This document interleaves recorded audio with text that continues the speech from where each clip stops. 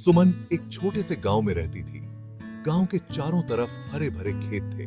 गांव में एक छोटा सा स्कूल था। सुमन इसी स्कूल में पढ़ती थी। गांव की जिंदगी बहुत ही सिंपल थी। सब लोग खेती करते थे।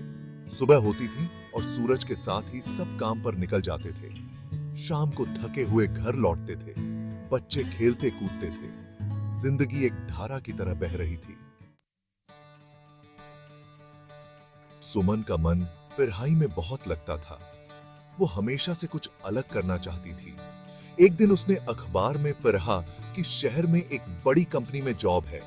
सुमन का मन मचल उठा। उसे लगा जैसे यही तो वो मौका है जिसका उसे इंतजार था। सुमन ने सोच लिया उसे ये जॉब करनी है। सुमन ने जब अपने घर वालों को अपने सपने के बारे में बताया तो वे हैरान रह गए। उन्होंने कहा, बेटियां तो घर का काम संभालती हैं। गांव वालों ने भी ताने मारने शुरू कर दिए। शहर जाकर क्या करेगी?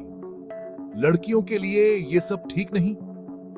लेकिन सुमन ने किसी की बात पर ध्यान नहीं दिया। उसके मन में तो बस अपना सपना था। वो जानती थी उसे मेहनत करनी होगी।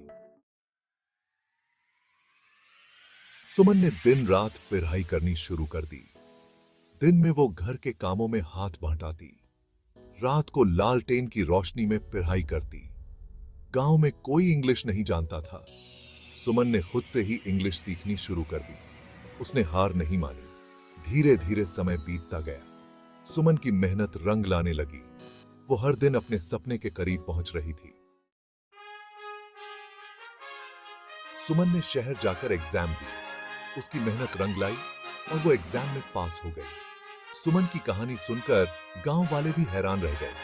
अब सब लोग सुमन की तारीफ कर रहे थे।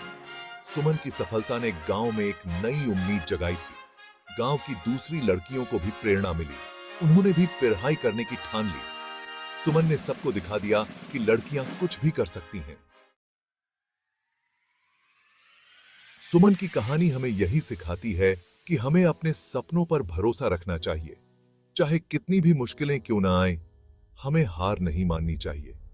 अगर हम दृढ़ निश्चय और मेहनत करें तो अपने सपनों को जरूर पा सकते हैं। सुमन ने यह साबित कर दिखाया।